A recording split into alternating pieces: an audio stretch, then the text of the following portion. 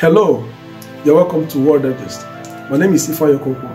I'll be sharing from the book of 1 John chapter 3 verse 20. John writing says, "For if our heart condemns us, God is greater than our heart and knows all things." He went further to say, "Beloved, if our heart condemns us not, then we have confidence towards God." 22 says, "And whatsoever we ask, we receive of Him, because we keep His commandments and do those things that please Him in His sight." Hallelujah.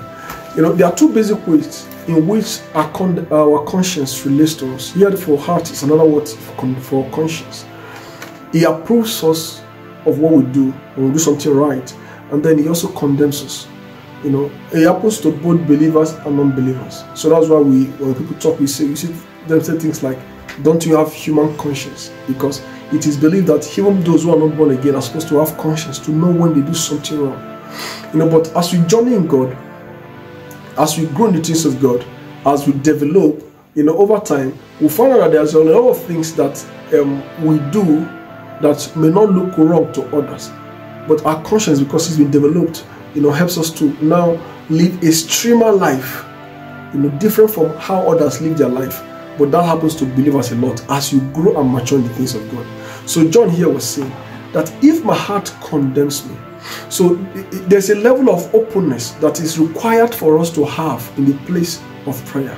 So when I get to the place of prayer and there's this condemnation in my heart, it is required that I'm open to God to ask Him for mercy, to ask for forgiveness, because one of the killer of faith is condemnation.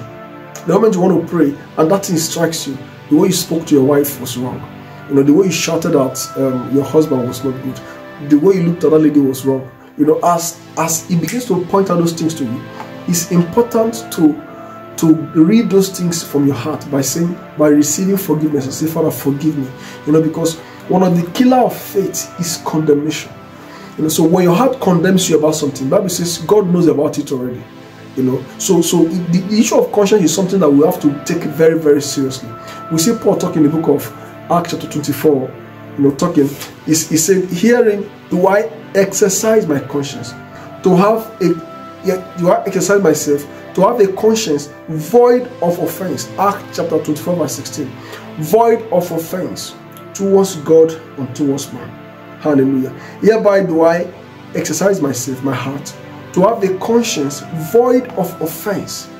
Hallelujah. Towards God and man. So in our lives, as we live our lives, Christian lives, as we expect to have answers to prayer, it's so important to watch out for these things in our heart. Hallelujah. Not to have a heart that will condemn us in the place of prayer. So rid yourself of those things that will bring condemnation to your heart. Walk away from those things that will condemn your heart. It's so important in our daily walk. When your spirit is nudging your heart about something, stop it. Because as you begin to pray, those things begin to come up, and it might become problem in your answers to prayer.